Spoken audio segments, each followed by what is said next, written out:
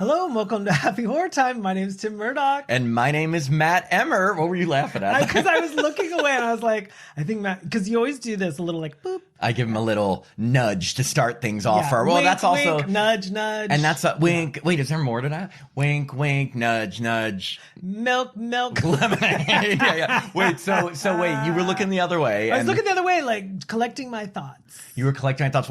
Well, you were collecting your thoughts. Well, first off, I just want to say to everyone, Tim and I are back to being healthy. Yes. I had a rough last episode. Tim had a rough when we did our last bonus episode. Right. Like, and also even the 13 kills, I was teetering on total sickness. So if you listen to the past, how many?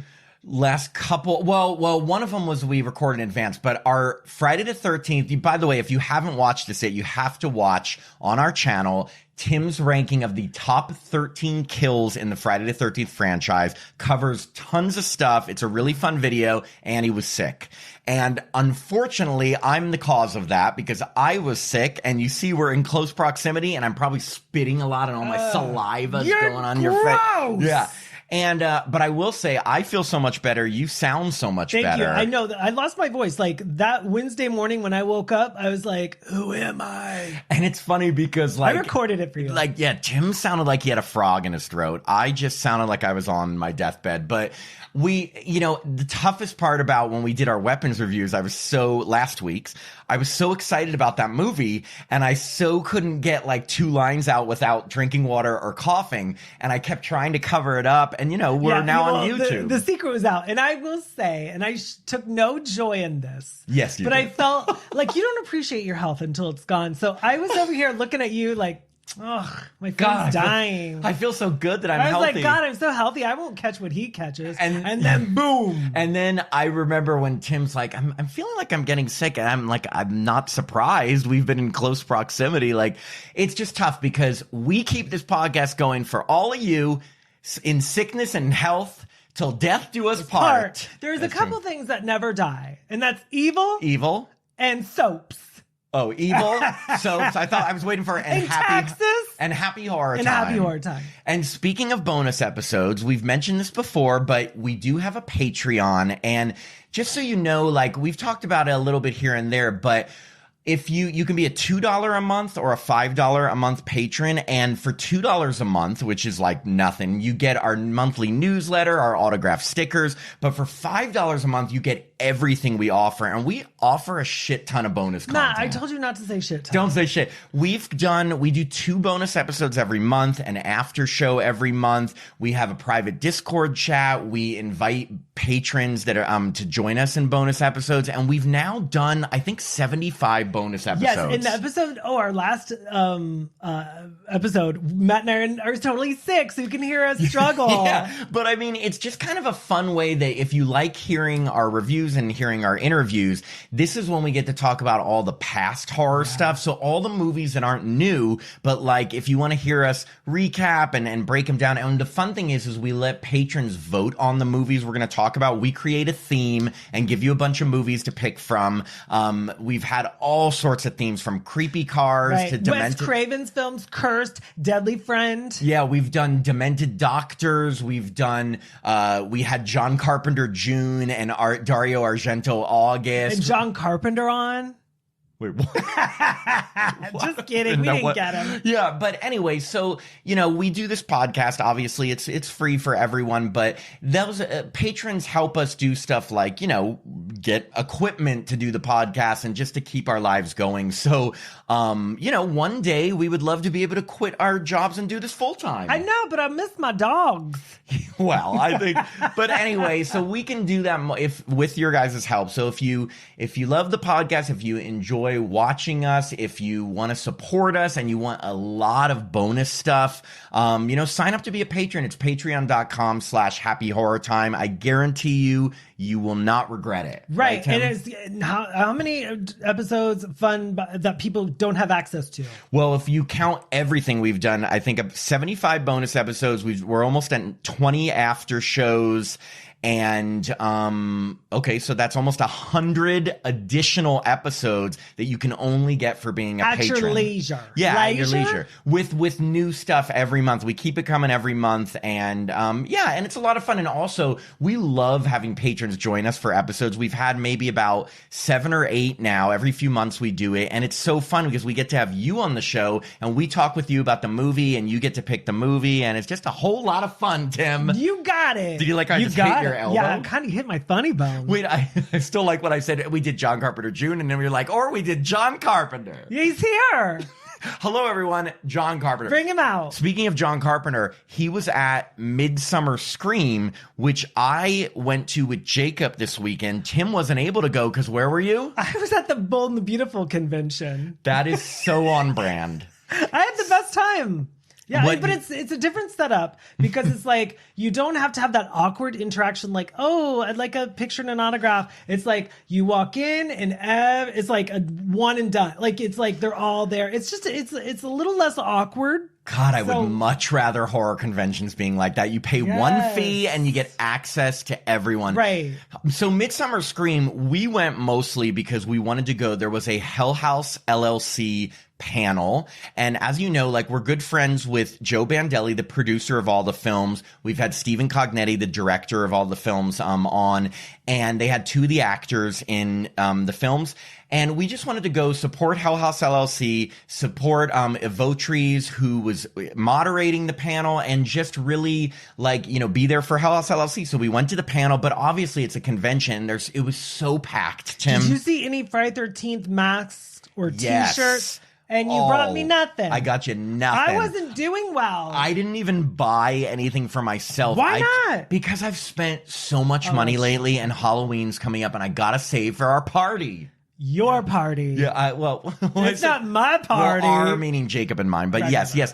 So I didn't spend money, but another thing that was tough to pass up was, like I mentioned, John Carpenter, one of my heroes, was there. Now, I didn't want to spend the money to meet him and get an autograph because I have heard from multiple sources that they haven't had the most pleasurable experience meeting John Carpenter, that he comes off a little bit like curmudgeon-y. And I just don't want my bubble of him to be burst. So I kind of would rather be, what's called ignorance is bliss. What's that like? Never meet your heroes. Right. Yeah.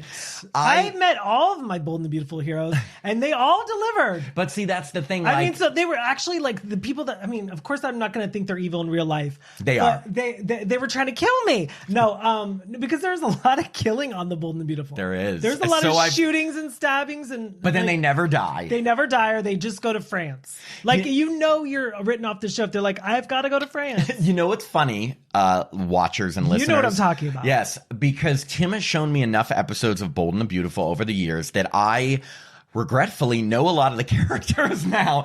And so he was sending me pictures taking with the cast, and I knew the characters. And I'm like, oh my God, who am I right now? I loved it.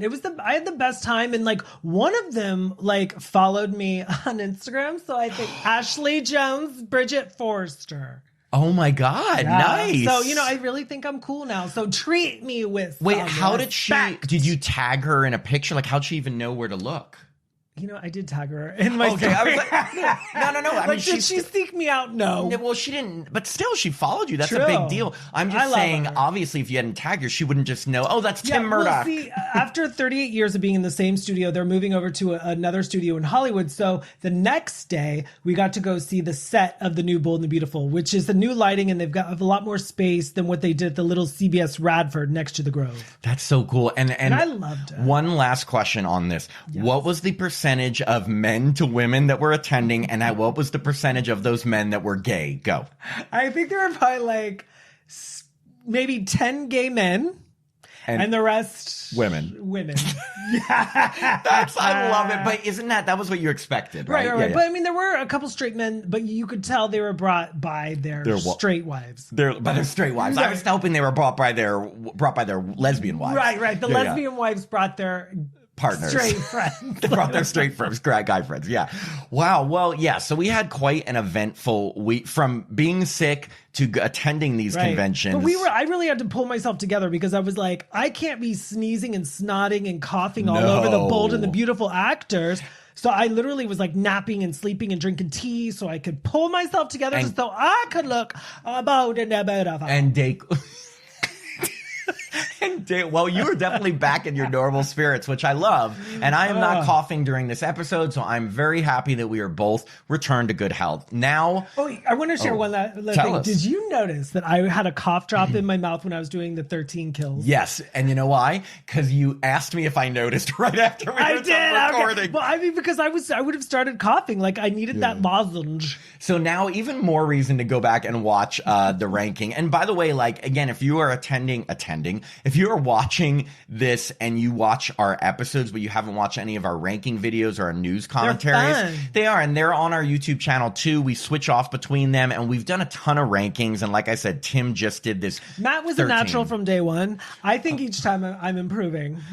Well, thank you. But I mean, it's a different sort of thing because we're each doing them individually. So it's like we have the other one here to respond, but like we switch off where I'll do a ranking and Tim does a ranking because we couldn't do a joint ranking because we're two different human beings with different opinions. No, we have the same brain. Yes. Tim. Yeah. That's why you're at the Bold and the Beautiful convention. Yeah, exactly. Right. No, but I mean, the thing is that I can't wait for us to, at some point, we're going to swap and do each other's rankings. So I mean, like you'll do the top 10 scariest phone calls like I did, and I'll do the top kills, and I can't wait to do horror hunks. You know what? That is my thing because we're gonna be switching. Okay. At some point. But we still have a lot more rankings to go. Okay, so the last two episodes, we have reviewed two really great new horror films, Together and Weapons. I mean, Weapons may be so far my favorite horror movie of the year. Wow. I think the one we're talking about today is mine.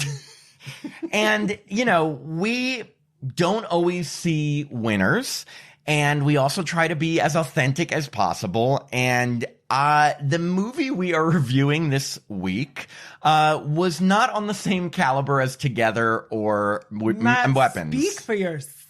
We are talking about the new Witchboard movie. Now, right away, if that title sounds recognizable to you, it's because they made a Witchboard movie in the 80s, and it was directed by Kevin Tenney, who did Night of the Demons. Yes, I love his films. I love Night of the Demons.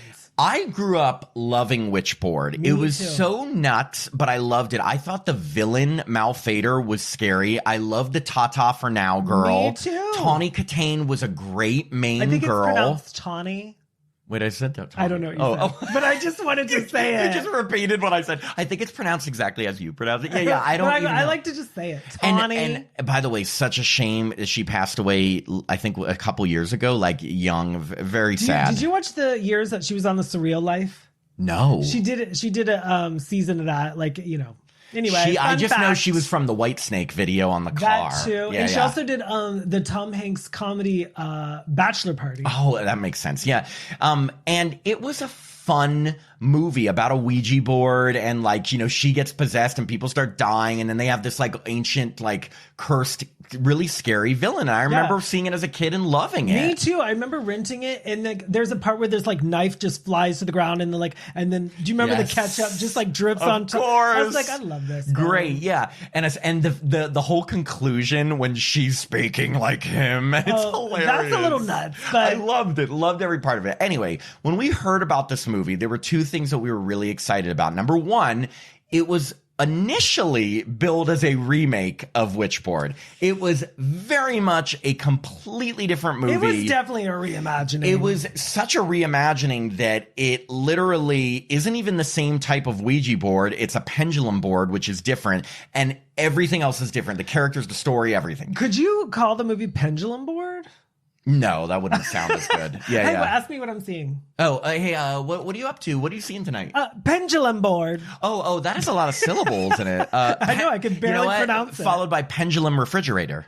Ooh, you want me to say that 5 times fast? Exactly, yeah. So, the other thing that we found appealing is that this remake was being co-written and directed by Chuck Russell, who directed Nightmare on Elm Street Part 3, Dream Warriors, The Mask, and The Blob, right? Yes, I love The Blob. And of course I love Dream Warriors. And what was the other one? The Mask? Whatever about that. Dream Warriors is one of, if not my favorite sequel in the Nightmare series. And so, you know, it's his return to horror. Well, the trailer said The Master of Suspense. Yeah, now that's a weird title for someone who's only done a couple suspenseful movies. They made an impact. I mean, we know all three of his films. 100%. But yeah, I mean, like, I don't know. There's certain horror masters that I think of. And I guess I don't think of Chuck Russell. The podcast master. Yeah. How many podcasts have you done? One. But like almost 300 episodes. True. So I am that's like master. Yeah. Exactly. Anyway, okay, so we were excited about Chuck Russell being involved and excited about it being a remake of Witchboard. Well, shortly before seeing the movie, I stupidly read some reviews, which were horrible, and said it has nothing to do with the original Witchboard. So right away, I was like, so we're not going to get the TTFN girl, which is my favorite. We want to get her on the podcast. She's just hilarious, always chewing gum. I thought they would do a homage. I'm pronouncing that wrong every time. Literally the only thing they did in this Witchboard movie that was similar to the original was she used the board to help her find her. Well, it was her engagement ring in this one. In the other one was her wedding ring. She lost it. That was the only thing. Everything else was different. The backstory, the type of board, the characters. You mean they weren't opening a restaurant? Yeah, in the original, no, not at all. Tawny Katane was like, hey, serve some food. Yeah, no, there was, the correlation. Well, I guess there was, the two lead males had sexual undertones in the original. Yes, they had a weird homoerotic there was dynamic. but that could just be fans just reading too much into it. But this one was pretty blunt, with one of the guys going like touching the other guy like this. Oh, wait. Was there a gay guy? Well, I mean, I don't think they were gay, but there was some touching. Oh, the like touching. Oh, I think I know who you're talking about. The character of what was his name? Alexander Baptiste, the like pagan guy. I feel like he was very sexual in general. He could be bisexual. Yeah, I saw him as more bisexual. He was being sexual with the girl Brooke. He was being sexual with the guy. He was just sexual. How many times can I say sexual? Okay. Well, apparently, I read today that you're not allowed to say sex on TikTok. Fun fact. What? Yeah, and they only cut it down to 5 hashtags. Life is rough. Now you know. Life is rough. Okay, so jumping into the story now, I'm going to warn you, watchers and listeners, if you haven't seen this movie, and I have a feeling many of you have not, and you know why? Because it was released in theaters, and when I say theaters, I mean like 2 theaters, because we had to search near and far, and let's just say we only found far, to go and see this movie. Now, I hope it gets a streaming release so more people can see it. I read somewhere, I think it didn't crack the top 50. It made, are you ready? Yeah.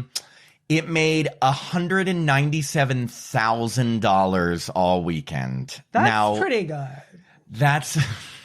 Now, I'm sure it wasn't in a lot of theaters, but that's kind of sad. I'm sure it was on 300 screens, but on those screens, it had like 1 showing a day. One or 2 showings. Yeah, they didn't give it a chance, but I think the theaters didn't want to take a gamble on it. Like, literally, this movie got the release that an indie film would get. In fact, I actually think the Terrifier movies had more screenings than this. Yeah. I think Hell House LLC Lineage, the new Hell House LLC, who's getting its first theatrical release, will be on more screens than this. And so why they didn't give it a chance, I don't know. But they didn't. Commit to it. They didn't commit.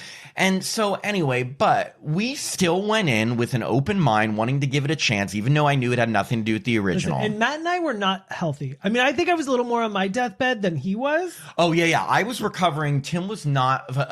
Tim was still sick. And we drove an hour. And we drove an hour. So I'm sitting there like, entertain me. So you're welcome, Chuck Russell. We were part of that $197,000. We have to talk about who we sat next to. We sat next to a sweet mom and her sweet daughter, and they were just like, hi. When we went to sit down, I was like, and then I actually was like, are we in the right theater? I was like, this mom and daughter don't seem like the audience. Witchboard? Yeah. But they not only saw it, they said afterwards they loved it. And we were just kind of like, oh. Remember the daughter? She goes, 1 out of 10. And I go, 10. She asked you. Oh, I thought she wasn't saying she was giving it a 1 out of 10. No. Oh, meaning give me 1 to 10. She looked to me and she goes, what was 1 out of 10? And I said 10. So, okay, that's funny. Yes, wow. it's the truth. And do you stand by that number? I do. No, you don't. Yeah. No, you don't. Yes, but not for the reasons like cinema. Oh, yeah. So, okay, so we'll kind of go into it because the beginning of this movie is pretty convoluted, just as convoluted as the majority of this movie. But, it's just funny. Like, and we've talked about this a lot. Like, a lot of movies, they just try to throw too much story in.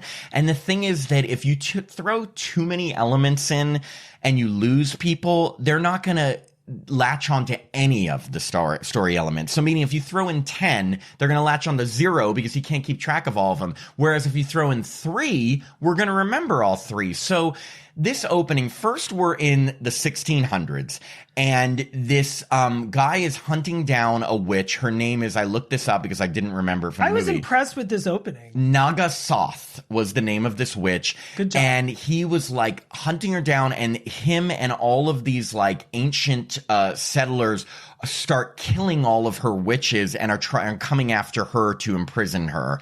But you see that she has a board, like a Ouija board, and that she uses for her spells and things. And then we switch to these two guys robbing like an ancient museum, and they steal the witch board. Right. I actually thought this opening was very exciting. Like with the witch and everything, like with the throwing of the axe and like the I guess the townspeople taking out the witches. Like, I thought this was like a very well choreographed action scene.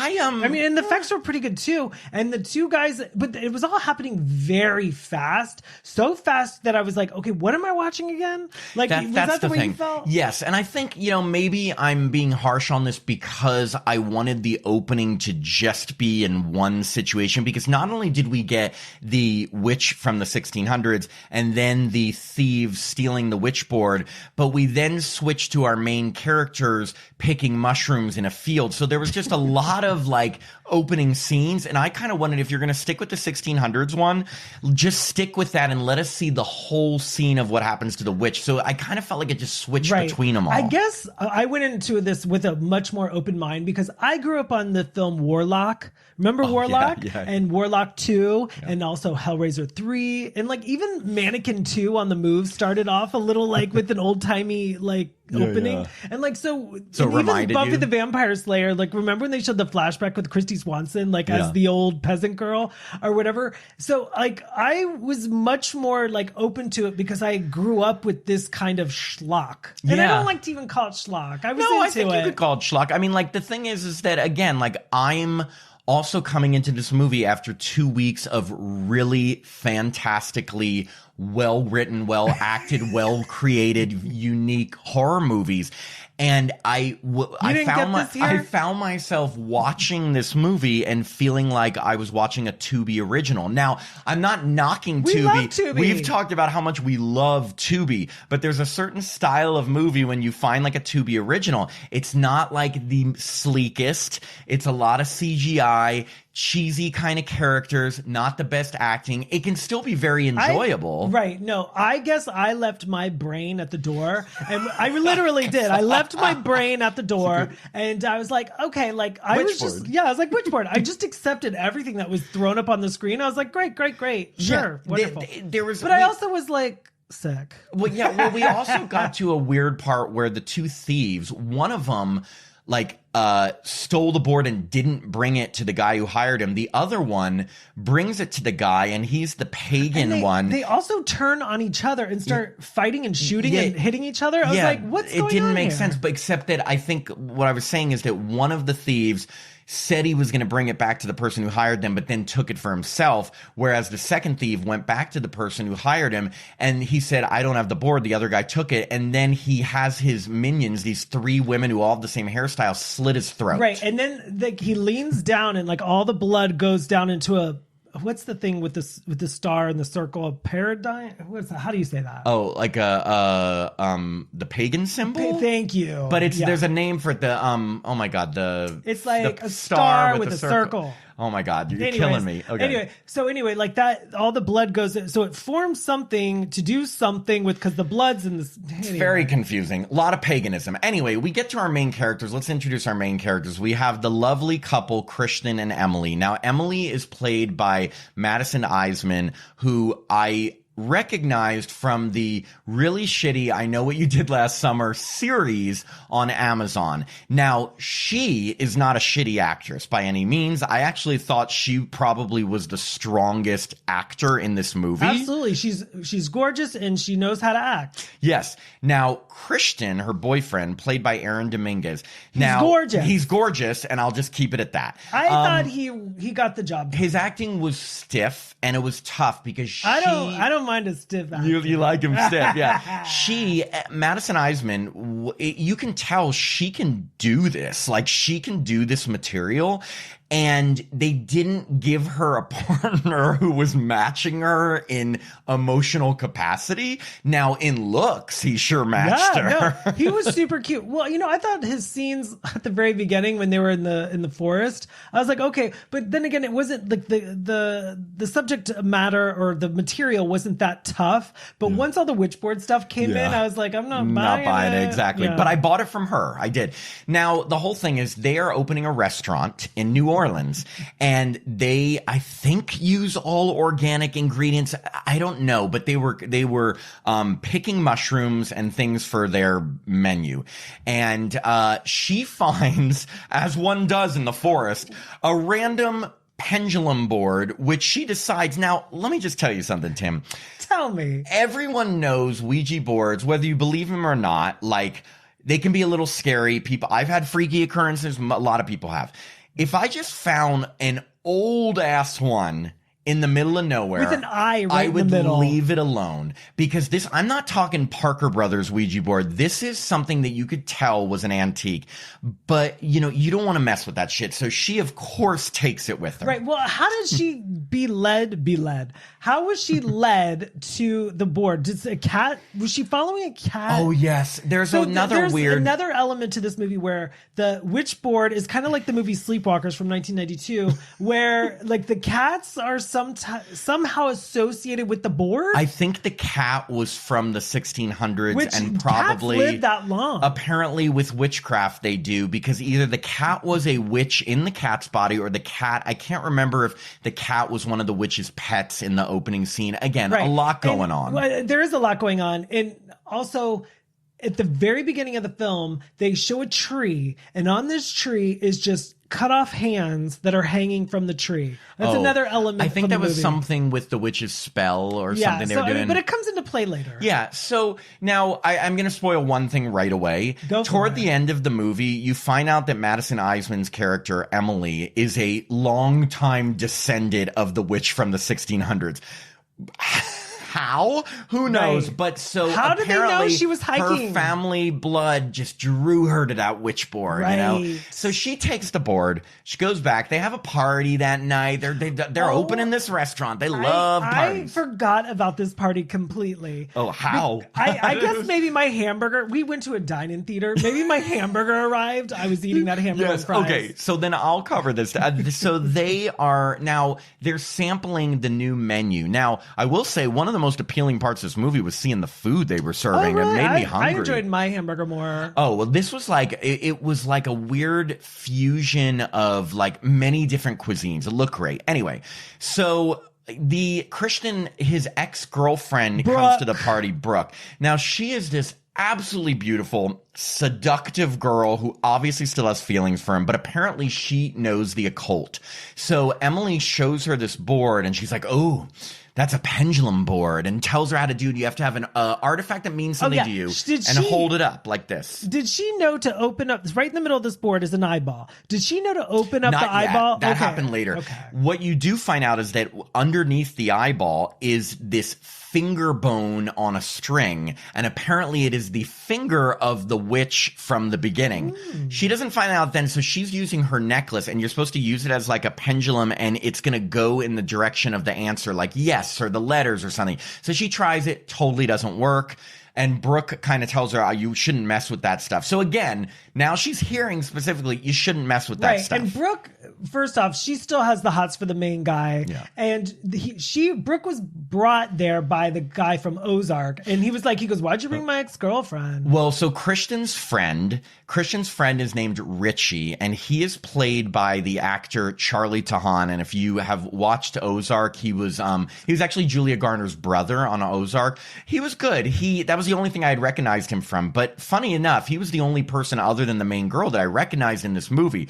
But he's not in the movie long, because the next day they're like setting up for the restaurant and everything. And Emily, she finds like the like pendulum thing, and she decides that she's going to do it again. And this time it's like actually working for her. So she decides to use it. Oh my God, I lost my engagement ring not long ago. Can you tell me where it is? And as it's like leading her toward the ring. Now, why did she lose this ring? Because have we even talked about how she used to be an addict to some kind of drug? No. So and again, so many story elements they just throw in there. Okay. She's a recovering drug addict. I don't know if it was heroin or what, but she's a recovering addict. And her and Christian are engaged, but the ex-girlfriend's still into him, and she's asking her about him about how she's doing. I actually like that soap opera moment, because Brooke is like, she goes, is your girlfriend using? Or she said something like really inappropriate. And I was like, oh, you just can't drop this new storyline, because then I was invested.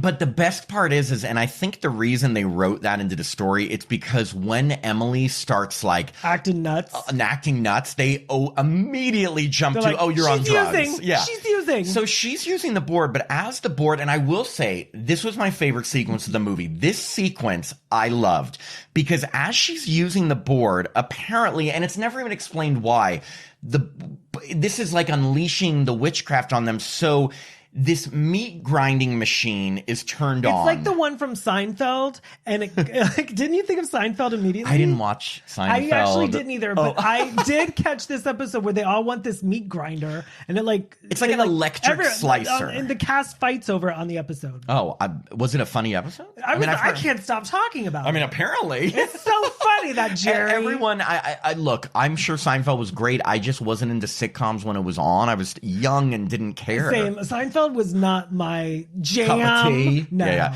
Okay, so Tim and I knew the second you throw an electric slicing machine into a movie that has any supernatural element, it's gonna be used for something gory. As soon as I saw it, my mind went to like Final Destination. I was like, oh, this isn't gonna end well. Yes, exactly.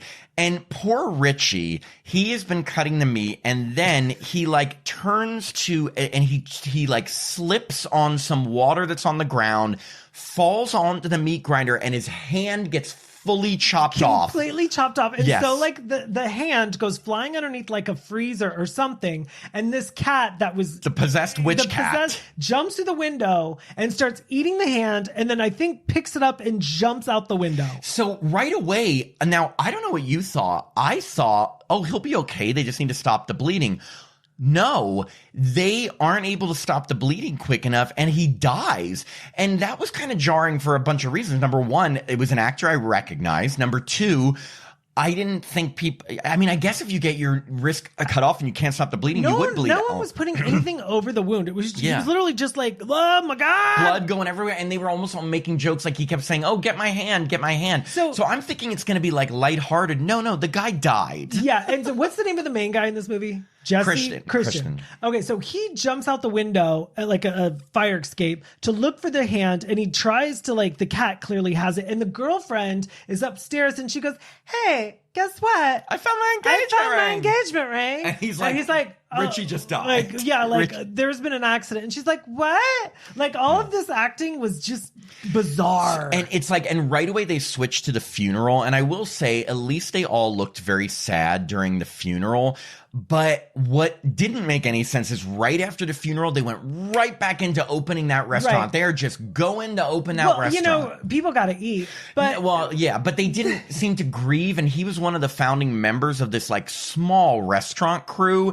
And I'm like, don't they need to like refigure out how they're going to do this? I guess not. True. But another fun little scene is that she is so distraught. She goes to the bathroom, and as she's going to the bathroom, there's this guy that sounds like Matthew McConaughey, who apparently is her old drug dealer. Yes. He's like, "Where are you going?" Like, okay. Yeah. Like, I was like, "Who's this?" Random character. His name's Jesse, her drug dealer. First, he approaches her at the funeral. Then he tries to call her, and all he's doing is trying to push her to start using again. Like, I'm like, was she your favorite client? Like, I mean, I guess he just wants to make money, but he's just like, you know what'll make you feel bad? And it's like the accent was like Tim said, Matthew so McConaughey. Matthew McConaughey. It was a Matthew McConaughey impersonation. It I did loved feel it. like a Matthew McConaughey impersonation, but so much so that I couldn't take him seriously. Were you able to take him seriously? Yes, I was like, this guy, give him an Oscar. Okay, but now reality. Give him an Oscar. Okay, yes, definitely.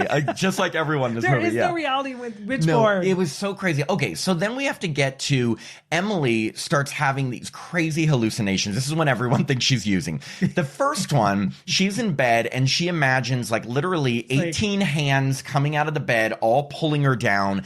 And when she gets pulled down, she sees like a scene from the 1600s that the witch was in. So it's like obviously the witch is trying to show her something. It's like, always look trying at to show. this. Yeah. Second scene, she's in the shower, and apparently the witches can lock shower doors and turn on boiling hot water. Did it remind you of A Nightmare on Elm Street 5, The Dream Child? Well, when she got pulled down, I thought of Nightmare on Elm Street 1. Right. The It's a lot of nightmares. Oh, yes. Part 5, she does get stuck in the shower. And then like dirty water was in there. I was like, but that was also in Nightmare 5. It's like brown water gets put through, but like she is having these such hardcore hallucinations that like either someone would think they're going crazy or think it's supernatural, but like she's just a mess. And Christian, her boyfriend, does not believe her, thinks she's using, but he does go to talk to Brooke about it, as one does. You go talk to your ex. Go talk to your gorgeous ex who wants to jump your bones. Exactly. So basically, she finally takes him to see her friend who is named Alexander Baptiste. He is this guy with awful hair. It's like straight like this. He's down to here. It looks like how I wore my hair in the mid-90s when I thought I was grunge. Right. He's clearly this is the guy we think is bisexual because I think he'd have sex with a woman or a man. Yeah. And his line delivery is very specific. He's like, everything's like, you're in danger. Like I was hired to be serious pagan guy, and I'm gonna do it in every line. Right. And I was like, and he did not stray. No. Every line. I mean, consistency, A+. Beautiful. Authenticity, 0. No, I bought it. I bought it. He was a good character, at least in the thinking, because he's like a master of the occult. And basically he says, I can help you. But really, he's the guy who had the thief killed at the beginning. So he just wants to get his hands on this pendulum board. And he decides to go with them back to see Emily. And he's like, I'm going to put her in a trance, get her back to normal. Well, guess what, Tim? He didn't get her back to normal. No, in fact, he made Emily and the witch from olden times switch bodies. Yes. Which I was like, oh, that's kind of fun. Freaky Friday. Yeah, it was very Freaky Friday. But again, add another element of story to follow. Yeah, where it's like, just make it easy for the viewer to just follow. have a possessed Witchboard. That's it. That's all I wanted from the 80s. Yeah. That's all I want from 2025. But, I was like, okay, well, now, is Emily stuck in olden times? So yes, what happens is he does this like seance thing, and he transfers Emily's soul back to the 1600s into the witch's body, and the witch is in jail awaiting being burnt at the stake. So lucky Emily. And the witch, Nagasoth's soul gets transported into Emily's body. Now, how he's able to do it, who knows? Freaky I Friday. know how to do it. And it's very weird because you kind of feel, I felt really bad for Emily because I'm like, oh my God, not only is she back in the 1600s, she's in a witch's body and she's about to be murdered. Right. And not only that, her face is all scraped up and she's got 2 different eyeballs. Yeah, she's all messed up.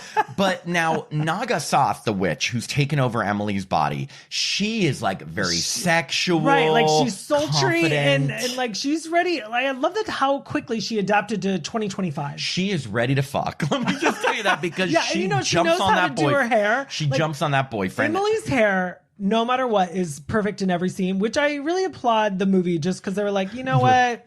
I mean, she's just but the women in this film were so beautiful. They really were. To be honest, well, the lead guy was too. So the lead guy was too, yeah. But I mean, both women, Brooke and Emily, they were like, just fashion model right. gorgeous. Like I thought they could easily be on soaps. Exactly. I mean, just so beautiful. Like I didn't feel like I was watching normal people, to be honest. Right. No, they were too pretty. Anyway, so she's possessed. But guess what? She's going to help with Christian's opening. It's opening night of the restaurant. They're getting all the food together. Well, Emily, or Nagasoth, the witch version of Emily, goes back to that forest, picks a bunch of hallucinatory mushrooms to throw in the food. Now, the reason for this, I had to even look this up because I forgot from the movie, but if you remembered, in the past, when they showed blips of the witch's backstory, which went on so quickly that you, of course, forgot. I remembered only because...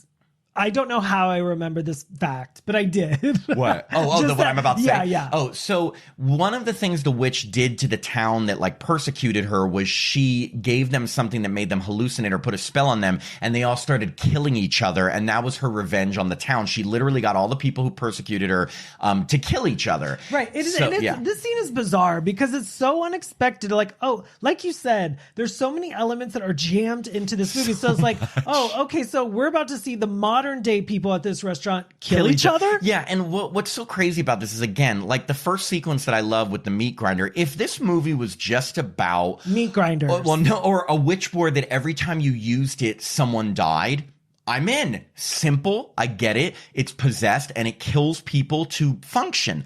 But they added so many stories. Well, I will say I liked.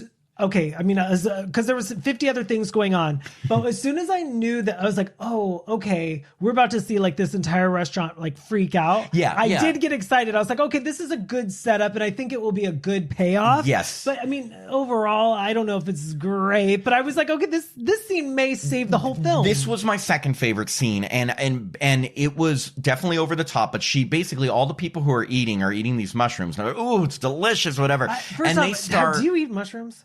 I love mushrooms. I do. Oh, are you talking about like magic mushrooms? Like these looked fake. They did look fake. They looked very exotic. But remember, this whole restaurant is supposed to be exotic. But I mean, like, do people eat? Like, do they order? I guess I'm looking for some kind of authentic. Yes. You there's millions of types of mushrooms, and usually they're. Do they look like that? Some mushrooms do. Oh, okay. So they feeding them, and first off, like one of the girls in the restaurant starts like assaulting the waiters, grabbing his ass, doing stuff, and her date's like, "What are you doing? I'm right here." Other people start freaking out.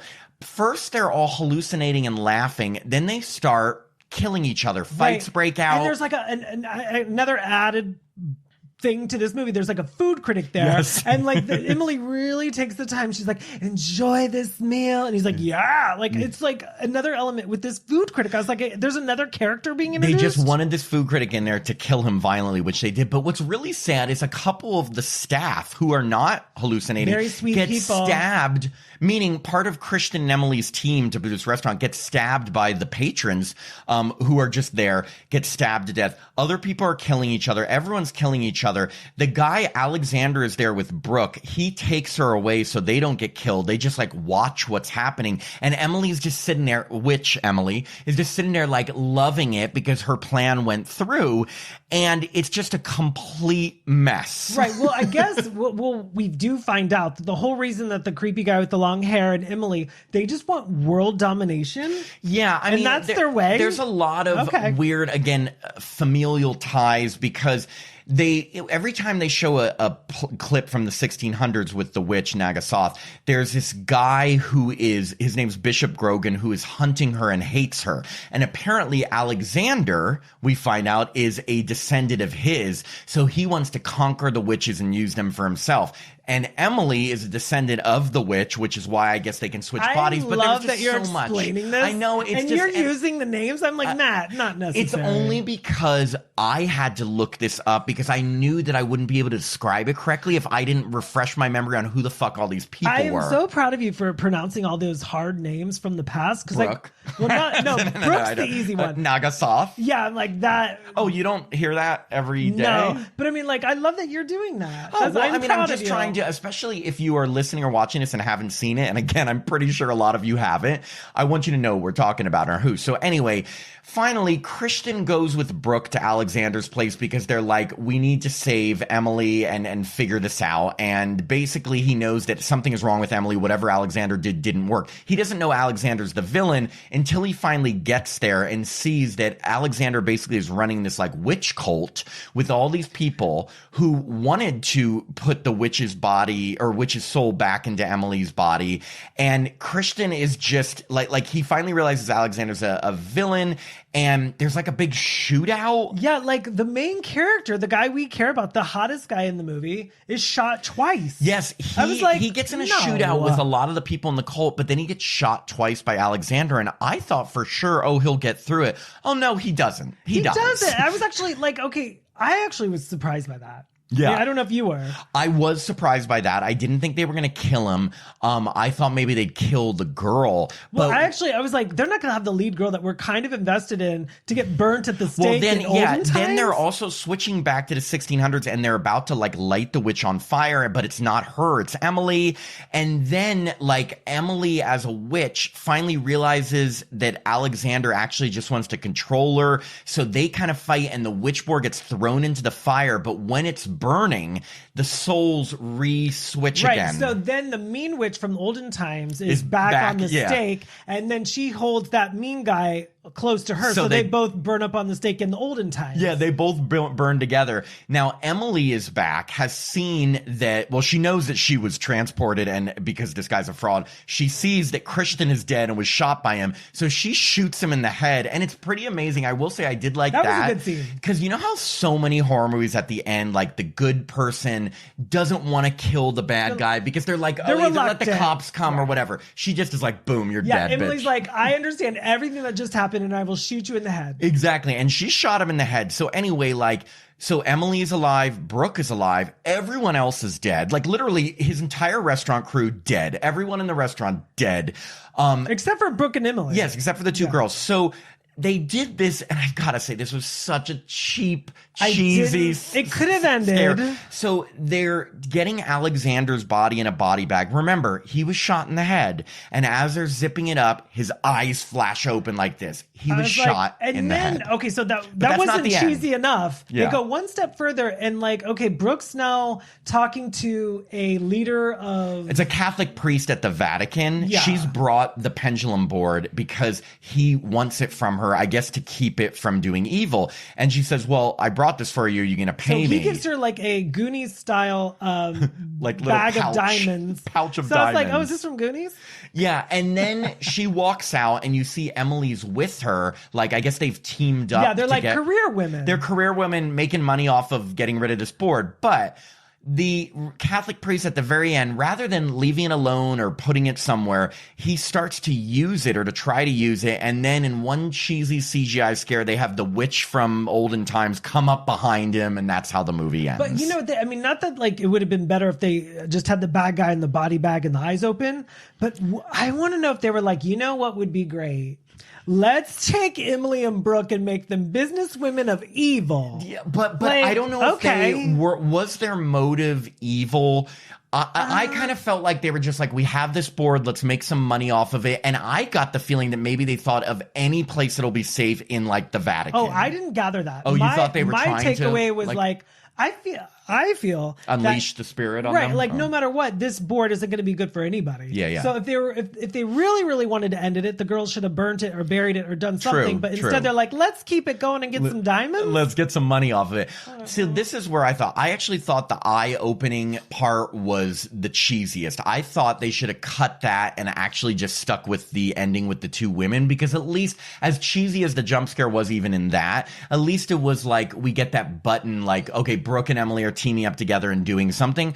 But the guy opening his eyes in a body bag, like, I guess because there's witchcraft involved, but like it was so cheesy. It reminded me of, remember the end of Halloween Resurrection when Michael's eyes open? I said that to you. Oh, did you? Yeah. Oh, right when it ended, I was like, this movie's pulling a resurrection. Which, again, similar quality. So, yeah, it's just, it was just, look, there were elements about this movie that I really enjoyed. There were certain scenes that I liked, like I said, with the meat grinder machine and the restaurant scene, that were strong. And I thought that the main girl was very strong in it. Other than that, I thought the story was very convoluted. There were too many different elements at play, too many time periods, and too many things going on. I wanted more Ouija board and less crazy story elements. Okay.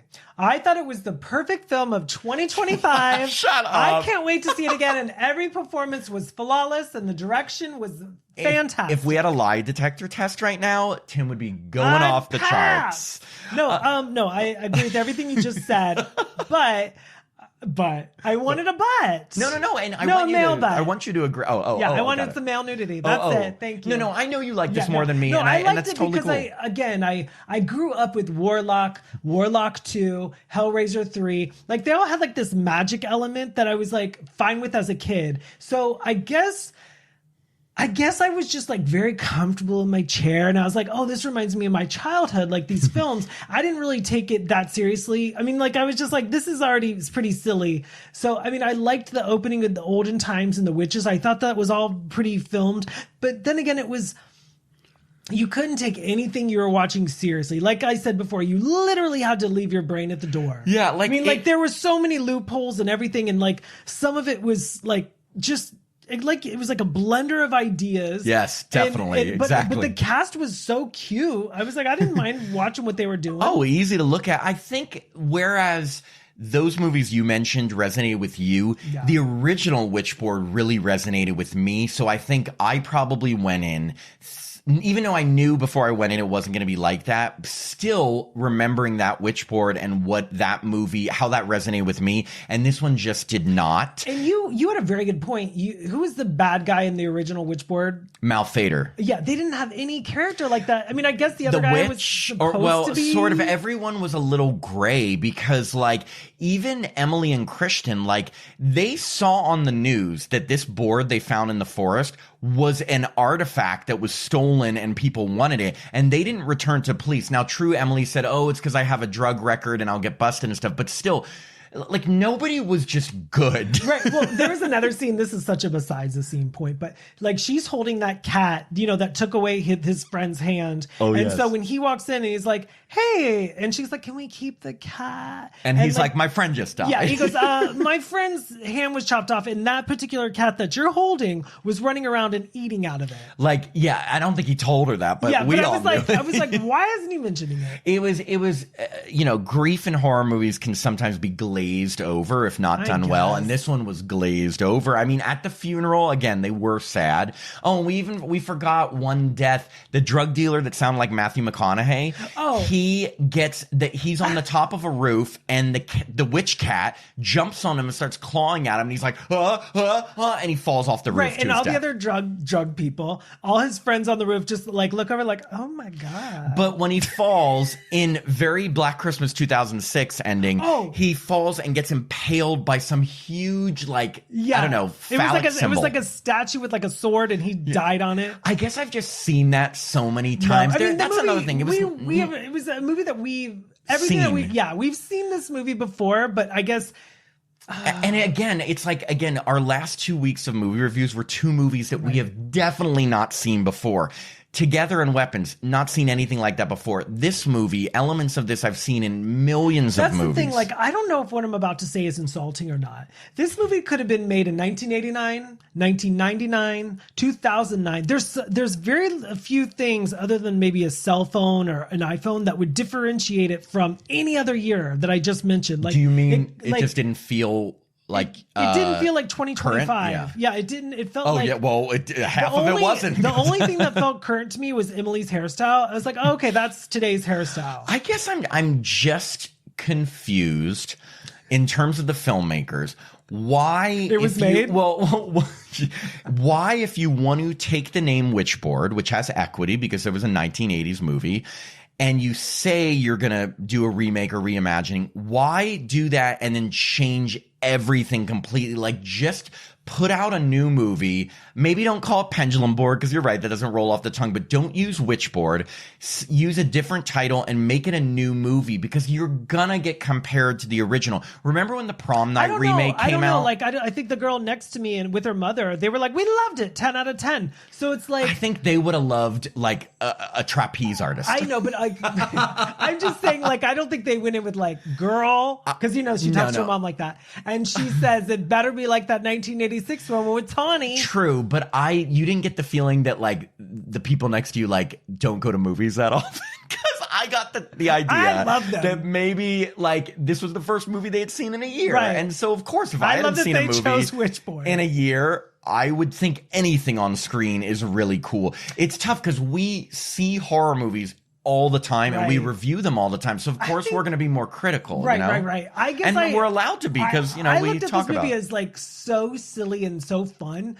Just, you know, what I mean, like, I would see it again only just because it's so just like they don't care. You know what I mean? They're just like, we are going to have every stereotype and cliche, and they just didn't care. I would agree with silly. I'd partially agree with fun. Again, there were parts of it that I found fun. There were parts of it that I just found kind of dragging. I felt like it was too long for a movie. I mean, again, I'm sure they... What was the running time? Oh, God. It was... the running time was almost 2 hours. Okay, that's a problem. 1 hour and 52 minutes. Maybe the whole thing for me was a fever dream, because no joke, I literally probably had a fever. I think what you said made a lot of sense. When you grew up with movies that were like crazy all over the place, and that's kind of like your happy place or your comfort zone, like you can see this movie for what it is. I just like, I've said this a million times. I love the simpler, the better. And when you have too many crazy story elements and conflicting things, you're going to lose my interest. And that's what this movie did. Yeah. What I was saying about the Prom Night remake is like Prom Night, they say they're doing a remake. It comes out. I remember loving the original Prom Night. I go in, it's nothing like it except for the fact that it takes place at prom. Right away, that's going to disappoint people who are, you know, thinking, it's a remake. I know, I wanted a Kim character. We didn't get it. Yeah, in Prom Night. But I wanted Mal Fader in this one, or at least have a funny psychic that says TTFN. Like, there were certain elements they could have used. The fact that they didn't even have, like, a funny psychic. That's, like, crazy to me. Like, just give a nod. Or like you said, the two men kind of fighting over the girl, but then they kind of become close each other. Like, it was nice. There were so many elements of Witchboard. There was no real relationship forming other than the couple, and even that I thought was too thin, because he kept leaving her. Yeah, he kept hanging out with his ex. Go be a detective with Brooke. He was did, like, what? And now in fairness to him, I guess he was trying to save her in a way, but I guess it's like, you know, I don't know. I knew she was bothered by him spending time with his ex. One thing that you said on the drive home, which I thought was so funny, is like, both Brooke and her boyfriend kept saying, like, she's obsessed with the Witchboard. Oh, yes. She's obsessed. And I was like, all she did was do one thing with the board. She uses it like once or twice, which is why I said this movie needed more Witchboard, because there actually wasn't that much Witchboard. She used it like once or maybe twice. And like the other time she was just being haunted. The next few days, the other time she's just having crazy hallucinations.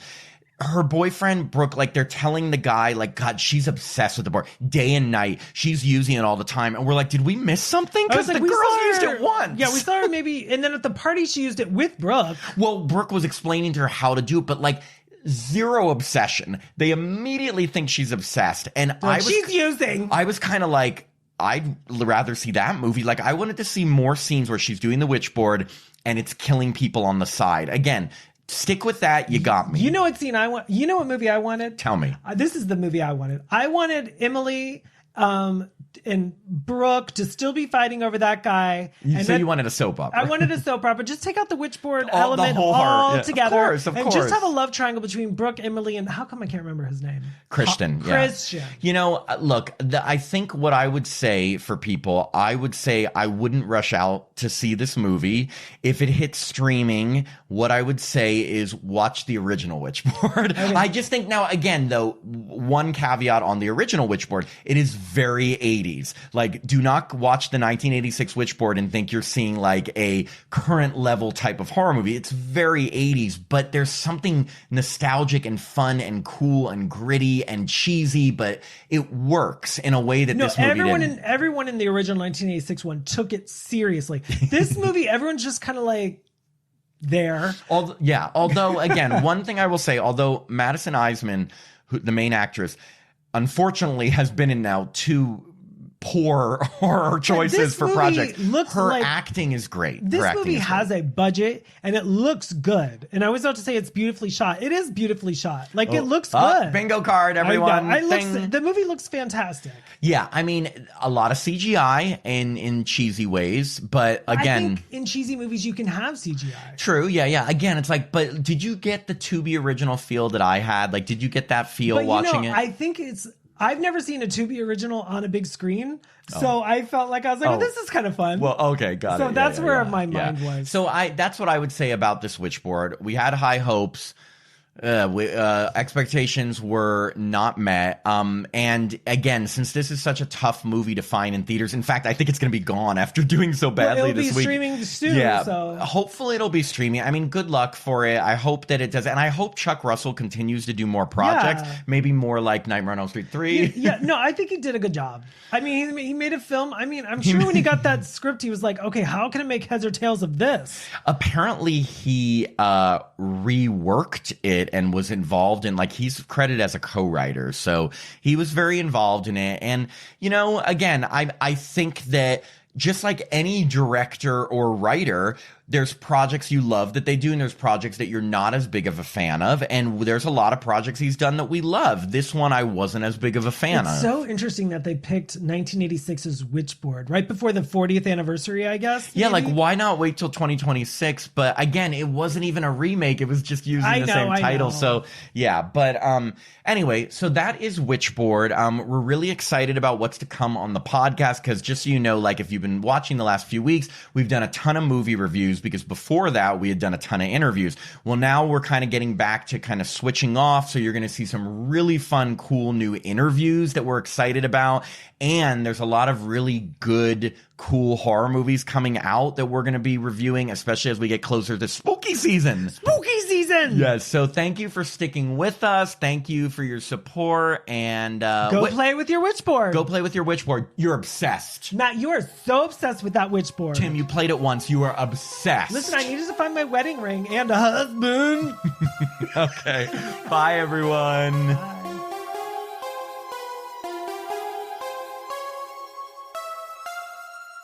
Thanks for listening to another episode of Happy Horror Time. If you'd like to support the podcast, please sign up to be a patron at www.patreon.com/happyhorrortime. As a patron, you get access to all our bonus content, which now includes 2 new bonus episodes every month, a monthly after show mini episode, access to our Discord community so you can chat with us directly, and the chance to review a film with us in one of our bonus episodes. Patrons also get all our regular episodes ad-free and a day early, our monthly newsletter, the chance to vote in polls, and autographed Happy Horror Time stickers. I'm Matt Emmert. And I'm Tim Murdoch. And we hope you have a happy horror time.